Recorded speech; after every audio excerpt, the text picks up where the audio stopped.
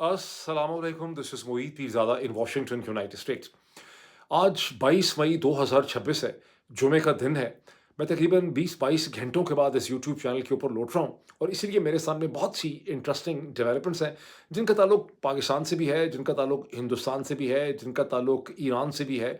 और इसकी जो इतनी देर से मैं इस चैनल के ऊपर वापस लौट रहा हूँ, इतना वक़्फ़ा जो हो गया, उसकी वजह यही है कि मैं ईरान के प्रोफ़ेसर मोहम्मद मरांडी का एक बड़ा तफ़सीली इंटरव्यू कर रहा था। अब वो इंटरव्यू तो कर रहा था घंटे सवा घंटे का, लेकिन उसमें मुसीबत ये हुई, जैसा कि आप लोग में से अक्सर लोग जानते हैं, सुन चुके होंगे, कि ईरान के अंदर गुज़िश्ता 2 ढाई महीने से इंटरनेट को बहुत स्लो कर दिया गया है, बहुत प्रॉब्लम है इंटरनेट का। और जो इंटरव्यू घंटे में हो सकता था, सवा घंटे में हो सकता था, उसको करते-करते 3 घंटे लग गए। डिफरेंट ऐप्स हमने इस्तेमाल की, कभी स्ट्रीमयार्ड का लिंक, कभी ज़ूम का लिंक, को मतलब रिकॉर्ड ही ना हो पाए।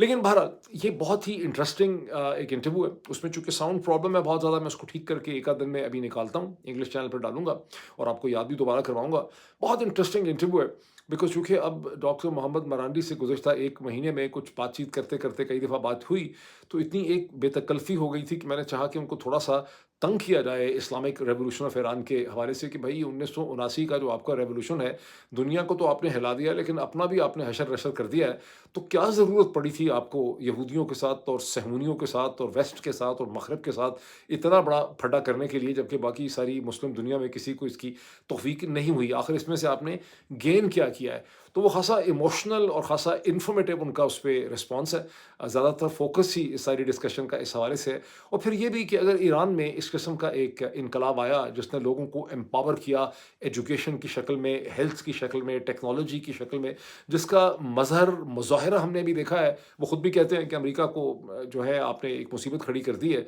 अमेरिका की ताकत को चैलेंज कर दिया है। तो क्या वजह है कि दुनिया में 56 सत या 57 मुस्लिम ममालिक हैं, किसी और मुस्लिम मुल्क में इस किस्म का एक इनकलाब जो है, वो क्यों नहीं आ सका? तो इस लिहाज से ये बड़ी इंटरेस्टिंग डिस्कशन है। पर एक और बहुत इंटरेस्टिंग चीज़ जिसका मैं शुरू में ज़िक्र करना चाहता हूँ, वो ये है कि पाकिस्तान के अंदर तो हमारे भाई साहिबान, जनरल साहिबान जो हैं, वो इमरान खान और पाकिस्तान तहरीक-ए-इंसाफ से बहुत डरते हैं और सारी पाकिस्तान तहरीक-ए-इंसाफ को उन्होंने गिरफ्तार करके रखा है। हर किस्म का मीडिया-शीडिया सब कुछ बंद करते रहते हैं, सारे हालात आपके सामने हैं। लेकिन हिंदुस्तान के ताकतवर वज़ीर-ए-आज़म नरेंद्र मोदी और उनकी इंतहाई ताकतवर जमात जो है, भारतीय जनता पार्टी, वो एक कॉकरोच पार्टी से घबरा गए हैं। और एक ऐसी कॉकरोच पार्टी से जिसने अभी तक अपने आप को पार्टी के तौर पे रजिस्टर ही नहीं किया। वो नौजवानों की एक मूवमेंट है, जो सिर्फ़ जुम्मा-जुम्मा 8 दिन, उसको 10 दिन अभी टोटल हुए हैं, कॉकरोच जनता पार्टी। और कॉकरोच जनता पार्टी ने खौफ़ज़दा कर दिया है, ताकत के ऐवानों पे लर्ज़ा तारी हो चुका है हिंदुस्तान में, उसका भी मैं ज़िक्र करूँगा। वापस आ जाते हैं ईरान के ऊपर, प्रोफ़ेसर मरांडी के ऊपर।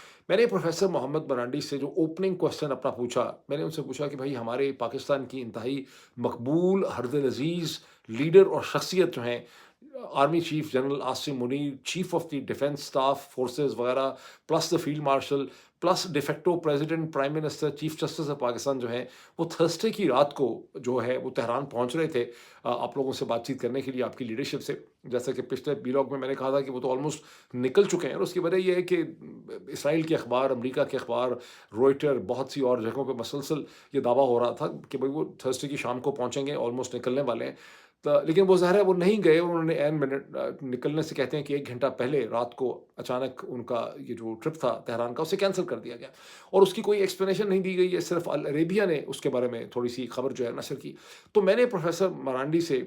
और गलती मैंने ये की कि मैंने एक ओवरव्यू प्रोफ़ेसर मोहम्मद मरांडी हालाँकि मुझसे माँगा नहीं था, मैंने उनको एक खुद ही ओवरव्यू भेज दिया 8-10 सवालों का कि ये चीज़ें हम डिस्कस करेंगे। मैंने सोचा वो थोड़ा माइंड बना लेंगे, वो बड़ी गलती होगी मेरे से, मुझे उनको बताना नहीं चाहिए था। वो भी बड़े डिप्लोमेट निकले, पाकिस्तान को चूँकि नाराज़ नहीं करना चाहते थे, बाकी सारी दुनिया के खिलाफ बोलते हैं, लेकिन पाकिस्तान के बारे में बड़ी एहतियात से बात करते हैं। कहने लगे, वो तो डॉक्टर साहब ये तो असल में सारी की सारी रॉयटर्स ने और जो अखबारी मीडिया है, इन्होंने ये स्पेकुलेशन करके ये बात बनाई हुई थी, और जनरल आसिम मुनीर का तो यहाँ पे आने का कोई प्लान था ही नहीं, क्योंकि पाकिस्तान के इंटीरियर मिनिस्टर मोहसिन नकवी साहब यहाँ पे आए हैं, मुलाकातें कर रहे हैं, अभी चीज़ें जो हैं वो तय पा रही हैं, बातचीत हो रही है एक ड्राफ्ट के हवाले से। अब ये मैंने जैसा कि आपको कहा कि प्रोफ़ेसर मरांडी भी अपने हिसाब से पूरे डिप्लोमेट हैं when it comes to Pakistan, ऐसा बिल्कुल भी नहीं है। کیونکہ 3 مختلف فوجی ذرائع جو ہیں انہوں نے انٹرنیشنل خبر رساں ایجنسی روئٹر کو یہ خبر دی تھی کہ پاکستان کے army chief general Asim Munir جو ہیں وہ تھرسڈے کی رات کو پہنچیں گے، اور نہ جا سکنے کی وجہ یہ ہے کہ کیونکہ ایڈوانس پارٹی کے طور پہ ہرابل دستے کے طور پہ انہوں نے اپنے دستے راست محسن نقوی صاحب جو ہیں ان کو بھیجا ہوا تھا۔ محسن نقوی میں وہاں بہت امپورٹنٹ میٹنگس تھیں، آپ کو یاد ہوگا 2 دن پہلے انہوں نے IRGC جو ہے اسلامک ریولیوشنری گارڈ کور کے جو ہیڈ ہیں جنرل احمد واحدی، ان کے ساتھ انہوں نے میٹنگ کی، اور یہ بڑی امپورٹنٹ میٹنگ ہے بیکاز آپ دیکھیں کہ ہو کیا رہا ہے، کیونکہ امریکنز کیا کہہ رہے ہیں، امریکنز کہہ رہے ہیں کہ جو سارا کا سارا ہمارا راستہ ہے، یہ اسرائیلی کیا کہہ رہے ہیں کہ اس کا راستہ جو ہے وہ IRGC نے روکا ہوا ہے، اور یہ جنرل احمد واحدی جو ہیں یہ ہارڈ لائنر ہے۔ تو محسن نقوی نے جنرل احمد واحدی سے ملاقات کی، ان کو رضامند کرنے کے لیے امریکن ڈرافٹ پہ جو کہ پاکستانی لے کر گئے ہوئے وہاں دیا ہوا ہے۔ اب امید یہ تھی پاکستانی سائڈ کو، جنرل عاصم منیر صاحب کی سائڈ کو، کہ تھرسڈے کی رات تک ہم ایک کنسنسس ڈیولپ کر لیں گے اس ڈرافٹ پہ، جس کی بیسس پہ 30 دن کا ایک پاز شروع ہوگا فارمل، کیونکہ پاز تو چل ہی رہا ہے 40 دن سے، لیکن پاز شروع ہوگا، اور جنرل عاصم منیر چاہتے تھے کہ وہ وہاں جائیں ایران میں، اور ان کی موجودگی میں ایک طرح سے اس کا اعلان کیا جائے۔ اچھا، ایک ذہن میں اور چیز رکھیے جو میں پہلے کسی ویلاگ میں اس کا ذکر نہیں کر سکا۔ جنرل عاصم منیر گزشتہ چند دنوں سے تھوڑے سے پریشان رہے ہیں۔ پریشان اس لیے رہے ہیں کہ جب یہ جو ایران کے جہاز پاکستان میں تھا کہ سرویلنس کا طیارہ کھڑا ہے، یہ ہے وہ ہے، اور رزلٹ اس کا کوئی نہیں نکل رہا ایران سے نیگوسیشن کا، بیکاز ایرانی پاکستان کو اتنا ٹرسٹ نہیں کرتے، تو جو بڑے طاقتور ایک امریکن ریپبلکن سینیٹر ہیں جو کہ ڈونلڈ ٹرمپ کے بڑے قریب بھی ہیں، ان کو ریپبلکن پارٹی اور امریکہ کے صدر بڑی سیریسلی لیتے ہیں، سینیٹر لنڈسے گراہم نے ایک بڑا زہریلا قسم کا ٹویٹ کر دیا، اور انہوں نے کانگریس کی میخل ہیئرنگ میں بھی وہ آئے ہوئے تھے سینٹ کے، وہاں بھی انہوں نے اس قسم کی بات کی کہ یہ پاکستانی جو ہیں یہ ڈبل گیمز کھیل رہے ہیں ہمارے ساتھ، اور ایک طرف ایران سے بھی ملے ہوئے ہیں، ان کے ہتھیارے بھی چھپائے ہوئے ہیں، سب کچھ کر رہے ہیں، اور ہمیں بھی انہوں نے ایک چونا لگایا ہوا ہے، اور انہوں نے اس کا ٹویٹ بھی کر دیا، اور وہ ہیڈ لائن بھی بن گئی۔ اس کے بعد آپ دیکھیں 2 چیزیں کروائیں جنرل عاصم منیر صاحب نے۔ ایک انہوں نے جیک برگمن ہے، وہ بھی ایک فارمر نیول جنرل ہے، مرین جنرل ہے، جنرل جیک برگمن، جنہوں نے جو اس وقت US پاکستان جو کوکس ہے کانگریس میں، اس کے کو چیئر پرسن ہیں، ان سے ایک لیٹر لکھوایا گیا ریکویسٹ کر کے in the name of the field marshal, جس میں کہا گیا کہ آپ جو کچھ امریکہ کے لیے کر رہے ہیں ایران امریکہ میڈیشن میں، اس کے لیے ہم آپ کی خدمات کا بڑا اعتراف کرتے ہیں، شکر گزار ہیں۔ اور وہ پھر پاکستان کے اخباروں میں چھپا، اس کو یہاں پہ سوشل میڈیا میں بہت پیٹا گیا۔ اس وقت میں نے یہ سوال ریز کیا تھا کہ آخر کیا مسئلہ ہے ان کا، کیوں ان کو اس کی ضرورت پڑ گئی؟ تو پھر میں آپ کو بعد میں بتا نہیں سکا کہ ضرورت کیوں تھی، یہ ایک ضرورت تھی۔ دوسرا پھر کیا کیا گیا کہ ایڈمرل جو بریڈ کوپر ہیں، سینٹ کوم کے ایڈمرل بریڈ کوپر، ان سے بھی ایک اسے کہتے ہیں اسٹیٹمنٹ ایشو کروائی گئی کہ پاکستان جو ہے وہ دہشت گردی کے خلاف جو ISP کے خراسان اور افغانستان اور آگے پیچھے فلاں ڈھینا شینا، اس میں بہت زیادہ پاکستان جو ہے وہ امریکہ کی مدد کر رہا ہے۔ تو یہ دونوں چیزیں اس لیے کروائی گئی ہیں کیونکہ جنرل عاصم منیر کسی حد تک پریشان۔ اب جنرل عاصم منیر یہ چاہتے ہیں کہ ان کے اوپر صحرا باندھا جائے کہ انہوں نے ایران امریکہ کے درمیان میں صلح کروا دی، اس کا ڈاکومنٹ کروا دیا، اور ظاہر ہے اس سے ان کی ویسٹرن الائنس کی قدر و منزلت میں بہت زیادہ ان کی اہمیت میں اضافہ ہو جائے گا۔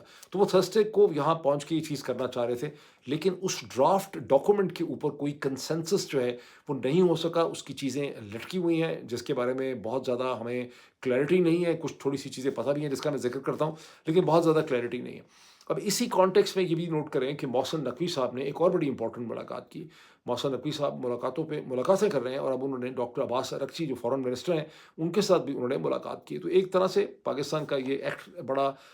ہائی پروفائل ایکٹ تو چل ہی رہا ہے۔ اب امریکہ کے جو سیکرٹری آف اسٹیٹ ہیں یعنی وزیر خارجہ مارکو روبیو نے ایک اسٹیٹمنٹ دی ہے، انہوں نے کہا ہے کہ ہماری، یہ پہلی دفعہ انہوں نے اس طرح کی بات کی ہے، انہوں نے کہا کہ ایران کے ساتھ ہماری جو بات چیت اور مذاکرات ہیں اس میں پروگرس و پیش رفت ہو رہی ہے، یہ پازیٹیو ہے، ہمارا گیپ ان کے ساتھ کم ہو رہا ہے۔ ایک ایرانین ٹاپ آفیشل نے بھی روئٹر کو یہی کہا ہے کہ ہمارا جو ڈفرینسز ہیں وہ کم ہو رہے ہیں، کیونکہ بھی اس کے راستے میں بہت سی رکاوٹیں۔ تاہم مارکو روبیو نے کہا کہ یہ جو ایران اسٹریٹ آف ہرمز کے اوپر ٹول اور میکینزم بنا رہا ہے اور اس کا ٹول لینے کی کوشش کر رہا ہے، یہ پھر اس کے ساتھ ہماری ان سے بات چیت نہیں ہو سکے گی، یہ اس راستے کی بہت بڑی رکاوٹ ہے۔ اس کو دائرہ لگا دیں کہ اسٹریٹ آف ہرمز جو ہے یہ بہت بڑی رکاوٹ ہے۔ ایک ایرانین آفیشل نے یہ کہا ہے کہ یہ ڈاکومنٹ اور ڈرافٹ اس لیے اسٹک ہے کہ ڈونلڈ ٹرمپ ایرانی یہ چاہ رہے ہیں کہ نیول بلاکٹ ختم ہو اور 30 دن کا ایک پاز شروع ہو جائے، اس کے بعد سارے معاملات کو سیٹل کیا جائے۔ ڈونلڈ ٹرمپ یہ کہتے ہیں کہ جس وقت اسی اسٹیج کے اوپر ایرانی گارنٹی کریں کہ وہ نیوکلیئر ویپن نہیں بنائیں گے، وہ نیوکلیئر انرچمنٹ 0% کریں گے، یہ 3.67% کریں گے، اور نیوکلیئر مٹیریل امریکہ کے حوالے کر دیں گے جو ان کے 940 پاؤنڈ کا نیوکلیئر مٹیریل ہے۔ اور ایرانی کہتے ہیں کہ یہ سب چیزیں جو ہیں ان 30 دن کے اندر ان کو ہم نیگوشیٹ کر سکتے ہیں۔ میری بات یاد رکھیں کہ اصل میں ایشو نیوکلیئر نہیں ہے، اصل ایشو ہے اسٹریٹ آف ہارمز، اصل ایشو ہے سینکشنز، اصل ایشو ہے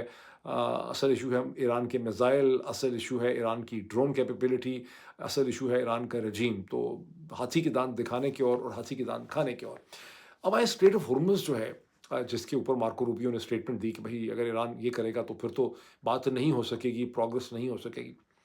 نیو یارک ٹائمز میں ایک بہت ہی انٹرسٹنگ سٹوری چھپی ہے گزشتہ 10-12 گھنٹوں میں اسٹریٹ آف ہارمز کے حوالے سے، اور اس سٹوری کی اہمیت یہ ہے کہ 4 جو بیورو چیفز ہیں نیو یارک ٹائمز کے، جو مشرق وسطیٰ میں ڈفرینٹ جگہوں میں ہیں، اور ایک اقوام متحدہ کی فرناز فصیحی ہیں، اور باقی 3 اور اس طرح کی ہیں ریسورسفل قسم کی بیورو چیفز ہیں، انہوں نے اس سٹوری کو فائل کیا۔ اور یہ سٹوری یہ کہتی ہے کہ ایران میں اور عمان میں ایک بار پھر نیگوسیشن ہو رہی ہے on finalizing the mechanism of the revenue collection and fee on the state of Hormuz۔ اور ایران نے اپنی جو ایک اتھارٹی بنا دی ہے جس کا نام ہے Persian golf streets authority, Persian golf state authority, جیسے ہمارے یہاں ہوتا ہے نا کہ پاکستان ٹیلی کام اتھارٹی یا کراچی پورٹ ٹرسٹ اتھارٹی، اس طرح کی انہوں نے ایک اتھارٹی کریٹ کر دی ہے۔ اور عمان جس نے پہلے اس کے اوپر ٹول میکینزم پہ ریجیکٹ کر دیا تھا ایران کی بات چیت کو آج سے چند ہفتے پہلے، اب وہ دوبارہ ایران کے ساتھ بات چیت کر رہا ہے۔ سوال یہ پیدا ہوتا ہے کہ عمان ایران کے ساتھ بات چیت کیوں کر رہا ہے جب امریکہ کے اور جی سی سی کنٹریز کے دباؤ میں وہ بکری ہو گیا تھا، باغی ہو گیا تھا، دوڑ گیا تھا، اس نے کہا کہ انٹرنیشنل لاء کی خلاف ورزی۔ اب کیا ہوا؟ 2 فرق پڑے۔ ایک تو یہ ہے کہ ایران نے اپنے عزم سے اور اپنی آپ کہہ رہے ہیں کہ جرت سے، بہادری سے، یا بے وقوفی سے، یا کمبینیشن آف آل، چونکہ اسٹینڈ لے لیا ہے اسٹریٹ آف ہارمز کے اوپر۔ اور پروفیسر مرانڈی بھی کہہ رہے تھے کہ ہماری ساورنٹی جو ہے وہ اس کے اوپر ہے اور یہ ہمیشہ رہے گی، کوئی اس کو چینج نہیں کر سکتا، ہم سوورن ہیں اس کے حوالے سے۔ تو ایران نے چونکہ اسٹینڈ لے لیا ہے، اس لیے عمان کو لگ رہا ہے اور باقی کنٹریز کو بھی لگ رہا ہے کہ اس کا اب کوئی حل اسی ڈائریکشن میں ہونا چاہیے، چونکہ انہوں نے اسٹینڈ لیا ہے تو ان سے بات چیت ہونی چاہیے۔ اور دوسری وجہ جو عمان کی رال ٹپک رہی ہے کہ ایران نے ان کو لگتا ہے کہ پہلے سے بہتر ریونیو ٹرمز جو ہے وہ آفر کر دی، یعنی ساری مینجمنٹ اور کام اور خطرہ اور دنیا سے لڑائی ایران کرے گا، اور چنگے میں اسے کہتے ہیں عمان کو اس کے پیسے ملیں گے۔ تو اب سیریس نیگوسیشن ہو رہی ہے according to New York Times, جس میں اچھا ایران کے لیے یہ بہت امپورٹنٹ ہے، بیکاز اگر عمان ایران کے ساتھ آ جاتا ہے تو ساری کی ساری جو 21 نوٹیکل مائل کی یہ اسٹریٹ ہے، اس کو پھر بالکل وہ ٹیریٹوریل واٹرز کے اندر، پرائیویٹ نیشنل ٹیریٹوریل واٹرز میں وہ کنورٹ ہو جاتی ہے۔ اس کا جو اسٹیٹس ہے انٹرنیشنل لاء کا یا انٹرنیشنل واٹر وے کا، وہ ختم ہو جاتا ہے اگر عمان اور ایران جو ہیں وہ اکٹھے ہو جائیں۔ عمان نے according to New York Times Iran کو یہ کہا ہے کہ Oman can use its influence and good will with Saudi Arabia, with Kuwait, with Bahrain, with UAE, and also with United States to bring an acceptance to the Persian Gulf Strait Authority۔ یعنی یہاں پر جو tool وہ اس کو tool کہہ نہیں رہے، اس کا نام انہوں نے چینج کر دیا، وہ کہہ رہے ہیں کہ ہم فی لیں گے، بیکاز انٹرنیشنل لاء میں آپ واٹر وے پہ اگر ٹول نہیں لے سکتے تو آپ سروسز پرووائڈ کرنے کی فی لے سکتے ہیں۔ اور ایران اب وہاں سروسز یہ رکھ رہا ہے کہ گاربیج ڈسپوزل سروسز ہو سکتی ہیں، کچھ ریپیئر سروسز ہو سکتی ہیں، ڈاکنگ سروسز ہو سکتی ہیں، سیکیورٹی پرووائڈ کرے ایران کی نیوی، اور ان کی سروس فی ہوگی، وہ کتنی ہوگی اس کے اوپر ان دونوں کی آپس میں نیگوسیشن ہو رہی۔ اب اس میں ایک اور بھی اینگل ہے کہ فرق کیا پڑ گیا گزشتہ چند دنوں سے، جب عمان پہلے بکری ہو گیا تھا اور اب عمان دوبارہ ایران کے ساتھ نیگوسیشن کر رہا ہے۔ اس خطے کا جی سی سی کنٹریز کا سب سے جو امپورٹنٹ ملک ہے سعودی عرب، وہ اب متحدہ عرب امارات سے آئی ٹو آئی نہیں ہے، وہ پہلے حلیف تھے، اب وہ دونوں حریف ہیں۔ اس کا مطلب ہے کہ اگر سعودی عرب تھوڑا سا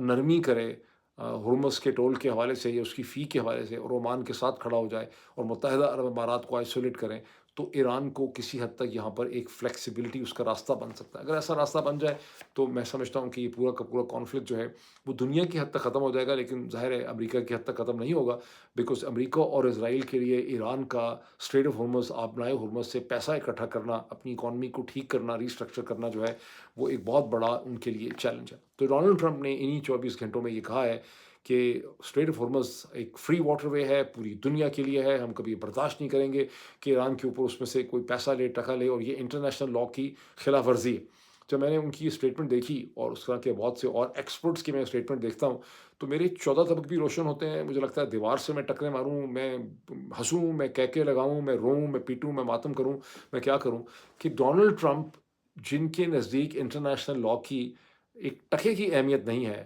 جو حملہ انہوں نے ایران میں کیا اور اس کی ٹاپ سپریم لیڈرشپ کو مار ڈالا، جس طرح سے انہوں نے IRGC کی ملٹری، ایئر فورس اور پولیٹیکل لیڈرشپ کو مار ڈالا، اور تمام تر انٹرنیشنل قانون کو بالائے طاق رکھتے ہوئے انہوں نے وینیزویلا میں کارروائی کی، ایران میں کارروائی کی، اور اب تک 9 ممالک میں بھی لیٹسٹ پچھلے 24 گھنٹے میں جو ہے وہ ایران، نائجیریا کے اندر بھی اسٹرائکس کی گئی ہیں. اور ابھی کیوبا کے اوپر جو کر رہے ہیں وہ کون سا انٹرنیشنل لاء اس کی پرمیشن دیتا ہے کہ آپ نے کیوبا کا تیل، اس کا گیس، اس کی انرجی، اس کی سب کچھ جو ہے وہ بند کی ہوئی. اور وہ ڈونلڈ ٹرمپ جو یہ جن کے نزدیک انٹرنیشنل لاء کی کوئی اہمیت نہیں ہے، وہ ان کے سیکرٹری آف اسٹیٹ ان سارے جو ہیں وہ ایران کو یہ بتانے کی کوشش کر رہے ہیں کہ بھائی دس از جو آپ فیس لینا چاہ رہے ہیں، this is against the international law.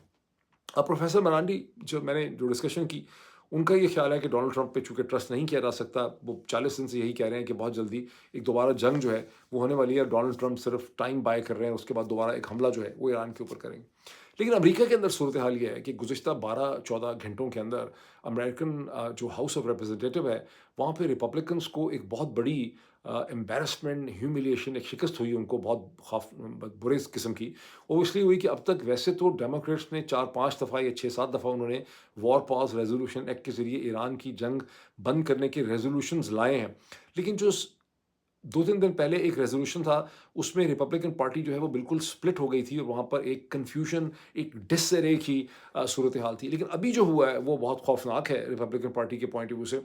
Because ابھی جو ریزولوشن تھا ریپبلکن پارٹی نے دیکھا کہ ان کے پاس نیسیسری ووٹ ہی نہیں تھے اس کا راستہ روکنے کے لیے. اور کیونکہ ریپبلکن پارٹی کے اپنے ممبر اب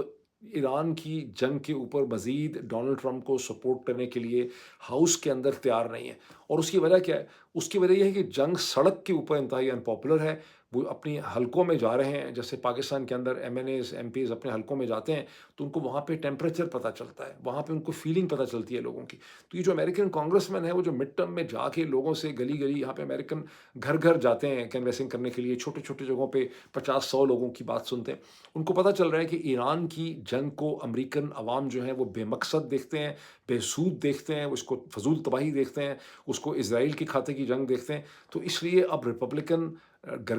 ڈرتے چلے جا رہے ہیں، اور ڈونلڈ ٹرمپ کو مزید ایران کے اوپر سپورٹ کرنے کی ان کی انٹینشن نہیں ہے. Under the circumstances Donald Trump کا ایک بار پھر کوئی لمبی چوڑی ایک آدھ اسٹرائک کر لیں تو 4 گھنٹے کی تو از اے ڈفرنٹ تھنگ، لیکن ایک لمبی جنگ شروع کرنا جو چند دن چلے مشکل ہوتا چلا جا رہا ہے. یہ اور بات ہے کہ ڈونلڈ ٹرمپ ذہنی طور پر ٹھیک نہیں ہے، کسی بھی وقت وہ جو ہیں کچھ بھی کر سکتے ہیں. اب میں نے شروع میں آپ کو کہا کہ پاکستان میں جنرل صاحبان بھائی لوگ جو ہیں اب ہندوستان چلتے ہیں، تھوڑا سا بہت انٹرسٹنگ سیناریو ہے، اب پھر آئیں گے پاکستان بھی. تو بھائی لوگ اور جنرل صاحبان ISI وغیرہ جو ہیں وہ عمران خان سے بہت ڈرتے ہیں، پاکستان تحریک انصاف سے بہت ڈرتے ہیں. پاکستان تحریک انصاف کے سینکڑوں لوگوں کو انہوں نے جیلوں میں بند کر کے رکھا ہے. گزشتہ 3 سال میں 50,000 کے قریب لوگوں کو انہوں نے گرفتار کیا، مقدمے بنائے. باہر بیٹھے ہوئے لوگ ہیں میری طرح کے جن کا تعلق بھی پاکستان تحریک انصاف سے نہیں ہے، ان کے اوپر بھی انہوں نے مقدمے بنائے. پوری دنیا میں انہوں نے مقدمے بنائے ہوئے ہیں، ہر جگہ ٹرانس نیشنل ریپریشن کر رہے ہیں. لیکن ہندوستان میں وہاں کی جماعت جو ہے بھارتیہ جنتا پارٹی، اور ان کے انتہائی popular prime minister Narendra Modi جو ہیں، ان کے ہوش اڑ گئے ہیں ایک نئی جماعت سے جس کا کہ نام ہے کاکروچ جنتا پارٹی، CJP. CJP پارٹی اگر آپ لکھیں گے گوگل میں تو آپ کے سامنے بے تحاشا آرٹیکل جو ہے وہ کھل جائیں گے.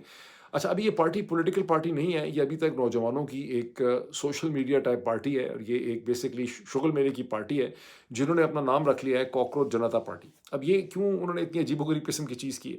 یہ عجیب و غریب چیز انہوں نے اس لیے کی ہے کہ ہندوستان کے چیف جسٹس جو ہیں، جن کا نام پتہ نہیں سوریا کانت ہے کیا ہے، سوری مجھے ان کا نام یاد نہیں ہے، انہوں نے کسی پروسیڈنگ کے درمیان میں ایک بڑا سڑا ہوا کامنٹ کیا نوجوانوں کے بارے میں. انہوں نے کہا یہ سارے ڈگریاں لے کر جالی آگے پیچھے جو ہیں فرسٹریٹڈ کاکروچوں کی طرح پھر رہے ہیں، اور جا کے بکواس کرتے ہیں، سوشل میڈیا پہ لکھتے ہیں، جرنلسٹ بننے کی کوشش کر رہے ہیں. انہوں نے ٹرم استعمال کی کہ ہندوستان کے نوجوان اس وقت کاکروچوں کی طرح پھر رہے ہیں. تو آبادی بہت زیادہ ہے، 1.45 بلین. اچھا، اس پہ ایک انڈیا کے اسٹوڈنٹ ہیں جن کا نام ہے ابھیجیت دپکے. ابھیجیت دپکے جو ہے وہ امریکہ میں پڑھ رہے ہیں، باسٹن یونیورسٹی میں. انہوں نے انسٹاگرام کے اوپر ایک گروپ کریٹ کر دیا کاکروچ جنتا پارٹی، کہ ہم سب کاکروچ ہیں، اور ایک سلوگن کریٹ ہو گیا کہ میں بھی کاکروچ ہوں، میں بھی کاکروچ ہوں. ٹھیک. اور पहले ही दिन में 15 मिलियन नौजवानों ने हिंदुस्तानी ओरिजिन के इस इंस्टाग्राम को ज्वाइन कर लिया। अब कहते हैं 19 मिलियन हो गए।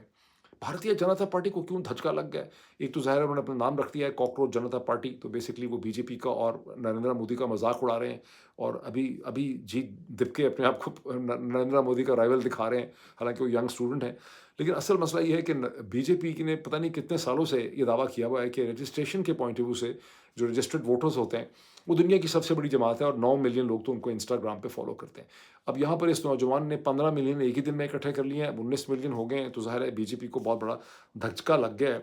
और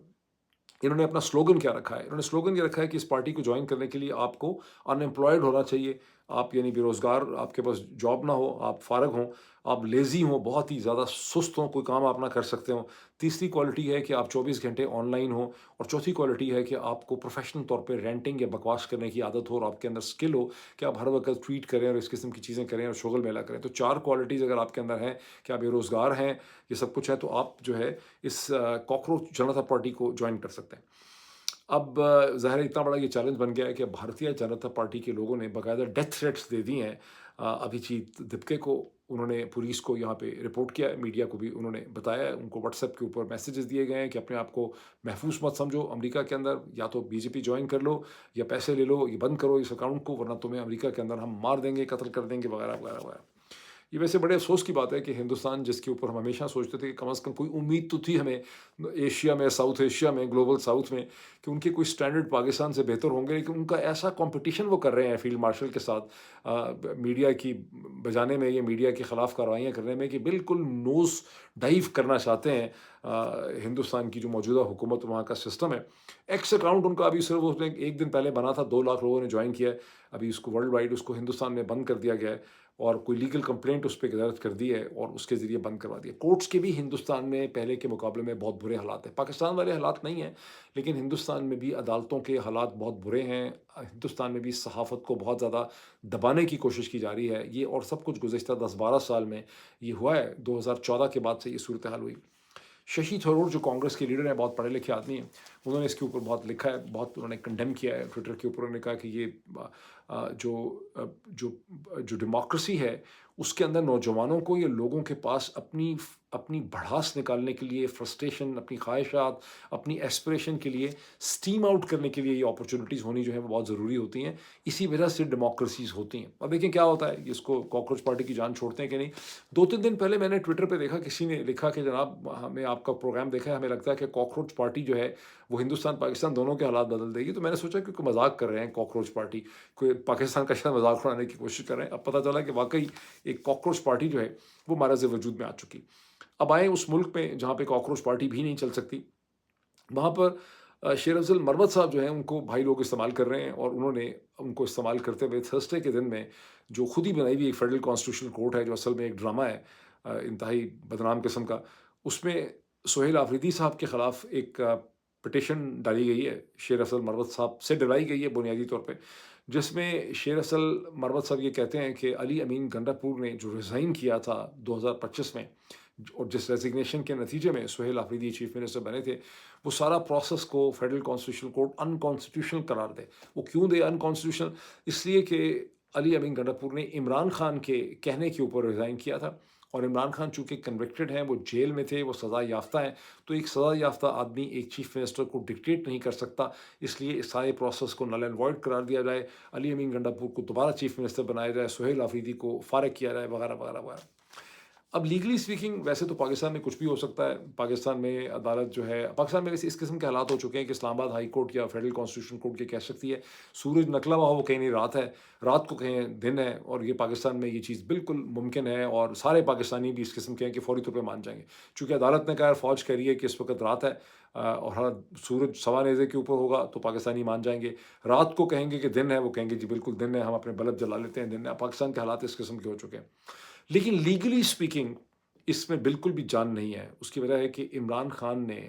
अली अमीन गंडापुर को जब रिज़ाइन होने का मैसेज भिजवाया जेल से, तो इमरान खान ने कोई एग्ज़ेक्टिव अथॉरिटी उसके लिए इस्तेमाल नहीं की। या तो पार्टी होती, उसका स्ट्रक्चर होता, उसका फ़ंक्शन होता, उसके किसी ऑफ़िस होता, वहाँ से कोई वो लेटर इश्यू करते, वो कागज़ इश्यू करते, उस पे साइन करते, तो वो उसकी एग्ज़ेक्टिव अथॉरिटी होती। یہ کوئی ایگزیکٹو اتھارٹی نہیں ہے، انہوں نے اپنی اخلاقی طاقت استعمال کی ہے، جس کے پیچھے بیکنگ تھی لوگوں کی، کہ اگر علی امین گنڈاپور ان کی بات کو نہیں مانیں گے، ریزائن نہیں کریں گے، اعتماد کھو چکے ہیں، تو سارے لوگ ان کے خلاف ہو جائیں گے، ان کے خلاف ایک نو کانفیڈنس موو وغیرہ جو ہے آ سکتی ہے، اس لیے علی امین گنڈاپور نے بہت وائزلی اس اسٹیج کے اوپر ریزائن کر دیا اور سہیل آفریدی بن گئے۔